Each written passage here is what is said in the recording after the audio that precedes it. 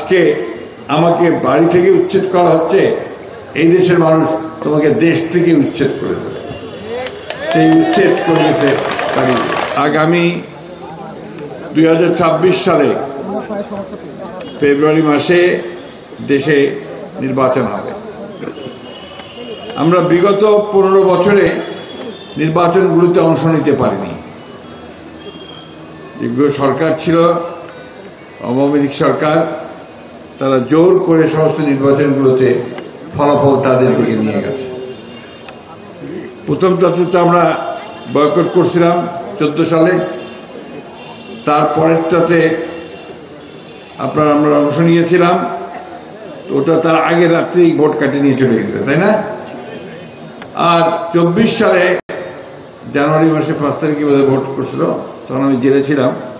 ওইটা আবার ওই দামি নির্বাচন, মানে ওমরাই করছে, কোন দল সেই নির্বাচনে অংশ নেয় নাই। ফলে 15টা বছর কিন্তু আমাদের সাধারণ মানুষ তার নির্বাচনে কোনো ফল লাভ করতে পারেনি। এবং এই 15 বছরে আওয়ামী লীগের যে দুঃশাসন, সেই দুঃশাসনে আপনার সমস্ত দেশের রাজনৈতিক ব্যবস্থা এবং অর্থনৈতিক অবস্থা দুটোই ধ্বংস করে ফেলেছে। ব্যাংক লুট করেছে, দেশের অর্থ লুট করেছে, বিদেশে পাঠিয়েছে এবং সেখানে তারা বাড়িঘর তৈরি করেছে। এবং সেই লুটপাটের বিভিন্ন চিত্র আপনারা দেখেছেন কিভাবে লুটপাট হয়েছে। তো আমরা এই আন্দোলন করে সব শেষে জুলাই মাস থেকে আন্দোলন শুরু করেছে ছেলেরা, সেই সঙ্গে আমরাও ছিলাম আন্দোলনে। সব শেষে আগস্টের 5 তারিখে এত গণঅভ্যুত্থান হয়েছে, লক্ষ লক্ষ মানুষ রাস্তায় নেমে এসেছে এবং যার ফলে তাদেরকে আওয়ামী লীগের নেত্রী হাসিনাকে দেশ ছেড়ে ভারতে চলে যেতে হয়েছে।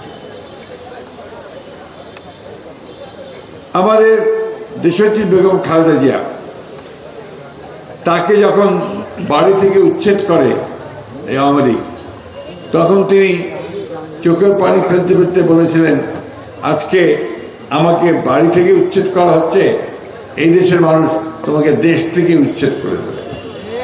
সেই উচ্ছেদ করেছে প্রিয় ভাই বোনেরা, এই নির্বাচনটা ওই জন্যই খুব গুরুত্বপূর্ণ।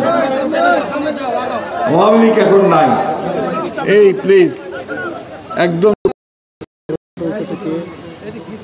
এই নির্বাচনটা সেই আওয়ামী লীগ নাই, এখন ভোট কাকে দিব অনেকেই মনে করেন, ঠিক না? আমরা তো পুরানা আপনাদের সঙ্গে আছি সবসময়, ধানের শীষ বিএনপি। এখন অনেকে অন্যান্য দলগুলো নির্বাচন করবে, আর জামাত বেশ নির্বাচনে নামছে। আপনাদেরকে সিদ্ধান্ত নিতে হবে যে আপনারা কাকে সরকারে বসাতে চান এবং আপনাদের কাজগুলো কাকে দিয়ে হবে।